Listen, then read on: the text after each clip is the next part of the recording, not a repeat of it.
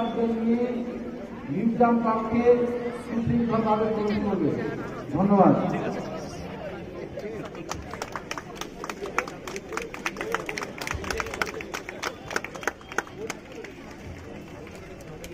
আমাদের বিদ্যালয়ের যারা ভলান্টিয়ার্স আছেন তারাই বিভিন্ন বিদ্যালয়ে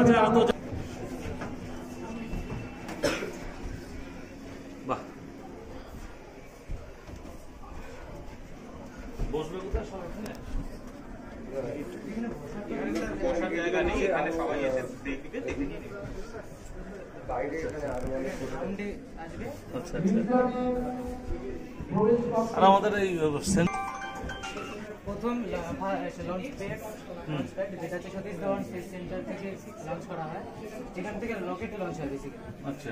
আর এটা হচ্ছে ইন্ডিয়ার সেকেন্ড লঞ্চ প্যাড, এটা হচ্ছে same Satish Dhawan space centre থেকে শ্রীহরিকোটা থেকে লঞ্চ করা হয় রকেট।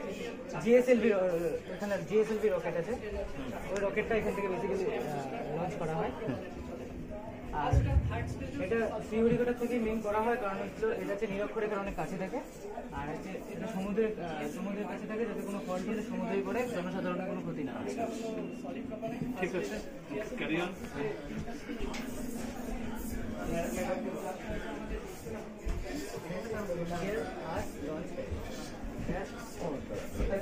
রকেট লঞ্চ এখানে যেরকম পিএসএলভি লঞ্চ করা হয়েছে,